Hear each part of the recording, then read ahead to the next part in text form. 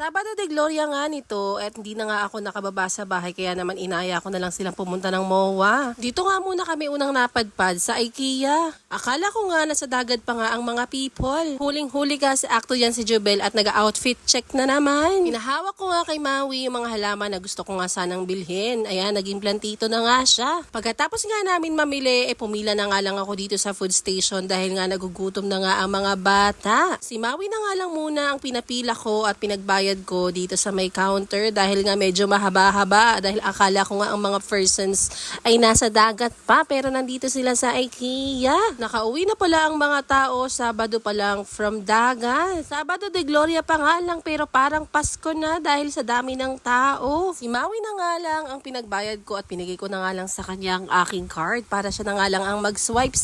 Akala mo talaga siya talaga ang magbabayad sa mga tayuan niya. Yun pala parang napag-utusan lang bumili ng suka.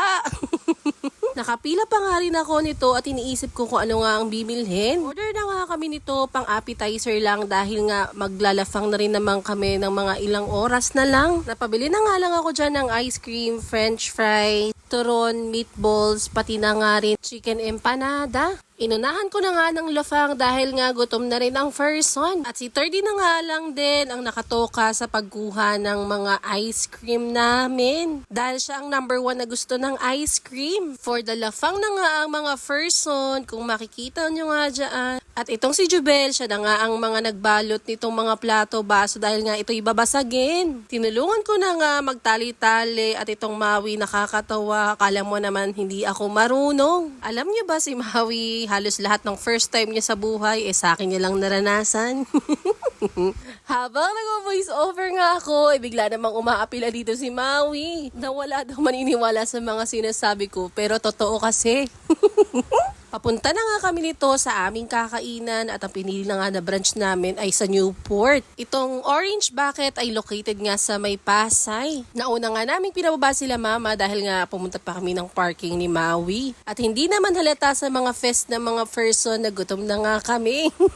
Ako na lang pala ang hinihintay para nga maka-order na nga kami at makalafang-lafang na. Naka-order na nga kami ng pagkain at sabay-sabay nga na kaming magmumukbang. For the sweet-sweet nga ang mag-ate at nagtali na nga sa isa't isa. Paka-sweet naman ni ate mong Jobs. Dumating na nga ang aming pagkain. Umorder nga ako dyan ng buffalo wings, pati na nga rin itong calamari. Umorder na nga lang ako dyan ng mixed seafood na merong crab, hipon, tahong, di ko na alam yung isa, scallops, pati na nga rin mais na mayroong maliliit na potato. Ang pinili ko nga ang sauce dyan ay yung buttered garlic at nagumpisa na nga kaming kumain. Nakakatuwa nga dahil matagal kaming naghintay pero ang bilis lang naming naubos. Hindi po yan naka-fast forward. Talagang sadyang mabilis lang po sila kumuha ng ulam. Ang cute-cute nga dyan ni Yam Yam talaga naman yung isang cup ng kanin talaga namang naubos niya. After nga namin kumain, naglakad-lakad nga kami at napadpad kami dito sa Starbucks Newport.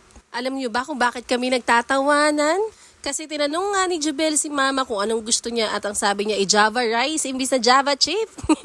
Sundot ko na nga yung puwet ni Maui dito dahil nga nag-iinerte ang person. Dahil nga ayoko sana siyang bigyan ng Starbucks na binili ko. Pero wala naman akong magawa kaya naman sinubuan ko na nga itong Blackie na to. Kawawa naman kasi ang person pag hindi ko nga sinubuan dahil hindi daw siya kakain. Pagkatapos nga namin, umuwi na nga kami at pumunta muna ako sa kwarto ni Lola at na-miss ko nga ang person dahil hindi siya nakasama. Dahil nga masyadong malayo-layo ang mga lakaran kaya hindi na rin namin siya pinilit na sumama. Inabutan ko na nga lang siya dyan ng 500 dahil nga wala akong dalang pasalubong at wala nga ako nabiling pagkain para sa kanya. Bago nga ako umuwi, nagmuni-muni nga kami at naglambing-lambingan dahil miss ko na nga itong girly na ito. After nga niyan, ako naman nakipaglaro kay 30 dahil nga ito yung kanyang car na binili ko nung graduation niya. Tiningnan ko kung gaano na siya kagaling mag-drip-drip.